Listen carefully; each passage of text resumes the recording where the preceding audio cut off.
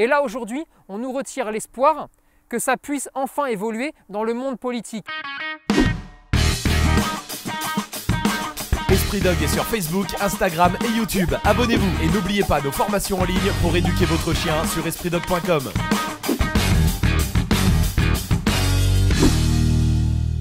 Salut à tous, bienvenue sur Esprit Dog. Il y a vraiment des moments où on a le droit, et je pense que c'est normal, d'être épuisé. Et moi je suis épuisé de voir certains enfumages qui sont faits. Vous savez, cette nuit, il y a le Sénat qui devait voter sur la proposition de loi sur le bien-être animal. On va être très clair et on va prendre un raccourci et n'en déplaise à certains.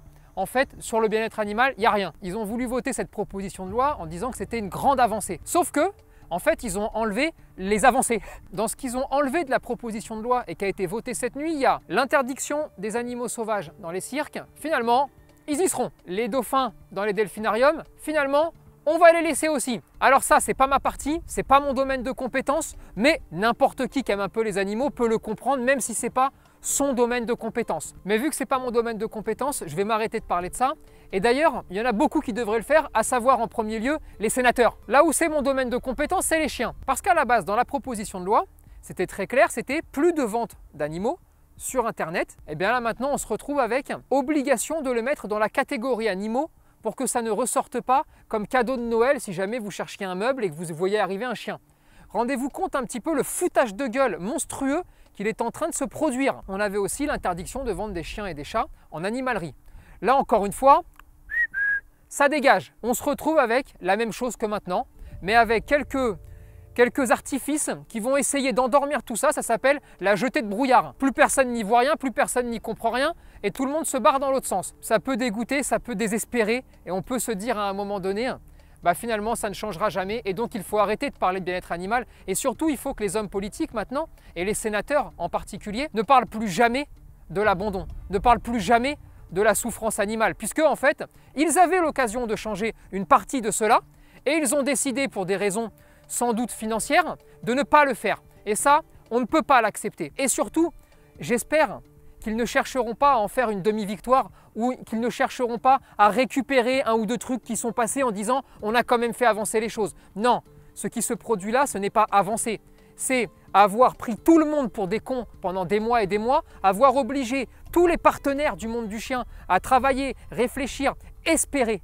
Parce que l'espoir, je crois que c'est la chose la plus terrible qu'on peut donner à quelqu'un quand ensuite on lui retire. Et là aujourd'hui, on nous retire l'espoir que ça puisse enfin évoluer dans le monde politique. Et il faut prendre maintenant ses responsabilités. Et si les sénateurs décident de dire non, la maltraitance c'est très bien, l'abandon c'est très bien, et on ne luttera pas contre cela, parce qu'en disant, en ne votant pas la loi, ça confirme que c'est bien.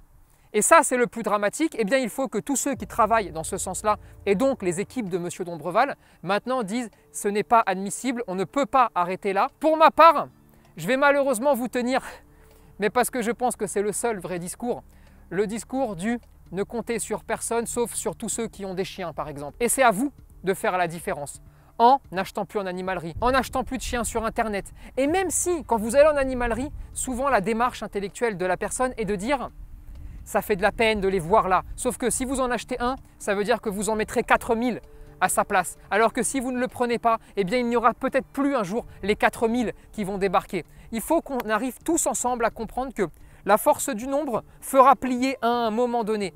Mais les vraies actions, c'est celle de ne plus consommer en fait, tout simplement. Et puis bien évidemment, parce que nous on avait travaillé sur des propositions de loi, et là, je suis désolé, mais quel mépris, quel dégoût je peux avoir pour tout ce monde professionnel canin qui nous avait qui avait fait comme d'habitude, vouloir se tirer la couverture pour eux, dire non mais ça on l'a déjà dit, et ça on l'a déjà fait, et machin, et là je suis pas content. Vous savez, toutes les chialeuses du monde canin qui sont pénibles à entendre toute la journée, mais qui ne font jamais rien et qui pensent que de toute façon rien ne peut se faire. Eh bien ils ont raison. Grâce à eux, rien ne pourra jamais se faire parce qu'ils passent continuellement leur journée à mépriser, à dire que ça ne va pas, mais jamais à faire aucune action. Et puis je vais quand même me permettre d'expliquer aux sénateurs ce qu'est un chien en animalerie. La vie de ce chiot qui va débarquer derrière des plexiglas. Et je vais peut-être leur demander s'ils auraient aimé par exemple que leur enfant vive en plexiglas pendant 10 ans. Parce que oui, un chiot qui va avoir 6 mois, 7 mois et qui est encore en animalerie, eh bien, il a presque 10 ans d'âge humain. Alors, est-ce que c'est ça la vie? Est-ce que la découverte de la vie, c'est de la vivre sous un plexiglas? Est-ce que la découverte de la vie, c'est d'être dans 2 mètres carrés? Est-ce que dormir dans sa merde, c'est ça la vie qu'on a envie d'offrir à un chien? Est-ce que ça, c'est la vie que les sénateurs imaginent pour un chien? En tout cas, c'est celle qu'ils ont validée la nuit dernière. Et le vrai problème, c'est qu'une partie des gens qui vont récupérer des chiens d'animalerie, par exemple, eh bien, vont se retrouver dépassés. Et quand ils vont être dépassés, malheureusement, eh bien, ces chiens-là vont se retrouver abandonnés. Abandonnés pourquoi? Parce que le début de vie n'a pas été bon, parce que la base n'a pas été bonne. Et c'est le même principe pour tous les chiens qu'on peut trouver sur le bon coin, pour tous les chiens qu'on peut trouver comme ça pour 200 balles, 100 balles, 50 balles. Le début de vie va être merdique. Et donc, en permettant de continuer à faire cela, on nourrit l'abandon. On nourrit tous les refuges et on les nourrit de chiens. Et je pense qu'à mon avis, les refuges aimeraient bien se nourrir d'autre chose que de chiens qui arrivent en masse. Comme ça, on n'a jamais connu autant de chiens. On n'a jamais connu autant d'abandon. Et tous les ans, c'est la même chose.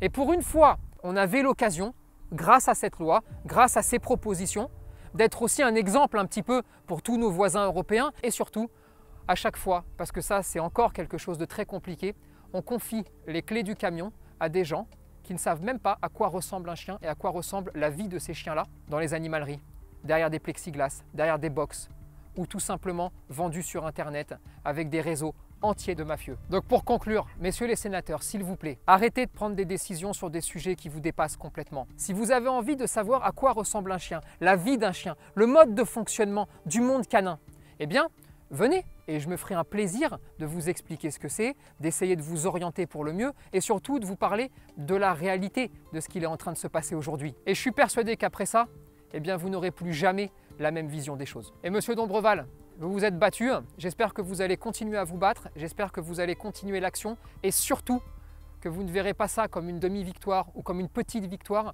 mais comme une énorme défaite qui doit entraîner obligatoirement une riposte et la riposte la plus importante possible. Et enfin vous les maîtres de chiens, parce que ça je vous le dis tout le temps, mais putain c'est vous qui allez changer les choses, c'est vous qui allez les changer, eh bien en disant tout simplement non, ça je ne veux plus.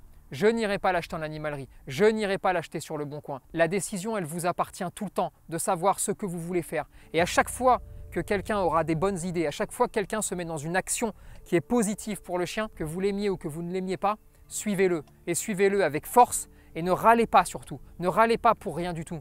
Suivons-le. Quelle que soit la personne qui a une bonne idée, elle doit être accompagnée parce que sinon, les bonnes idées ne passent jamais et on ne conserve toujours que les mauvaises idées. Et c'est comme ça que ça dure depuis des dizaines d'années dans le monde du chien.